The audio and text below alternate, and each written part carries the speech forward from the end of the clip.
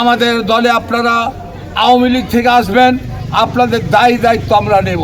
আওয়ামী লীগ থেকে জামাতে আসলে তাদের সকল দায়িত্ব নিবে বাংলাদেশ জামাতে ইসলামী, এমন কথা বলেছেন চাঁপাইনবাবগঞ্জ ৩ আসনের সাবেক এমপি ও বাংলাদেশ জামাতে ইসলামীর কেন্দ্রীয় মজলিস শুরা সদস্য অধ্যাপক লতিফুর রহমান। মঙ্গলবার চাঁপাইনবাবগঞ্জ সদর উপজেলার চরবাগডাঙ্গা ইউনিয়নের ফাটাপাড়া মদনমোড় এলাকায় এক উঠান বৈঠকে তিনি একথা বলেন। এ সময় তিনি আরো বলেন, আগামী দিনের বাংলাদেশে একটি পরিবর্তন হতে চলেছে। আপনারা আওয়ামী লীগ থেকে জামাতে যোগ দেন, বিএনপি থেকে জামাতে যোগ দেন, আপনাদের দায়িত্ব আমরা নেব।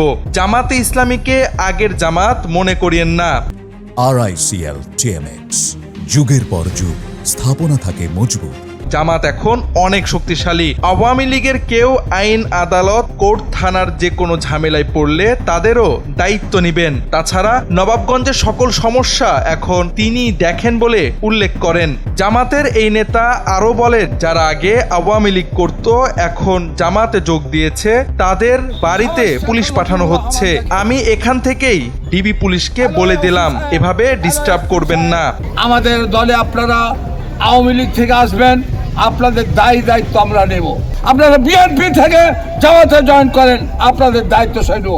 জামাত ইসলামী আইগলা জামাতি মনে করেন না, এখন শক্তিশালী জামাত।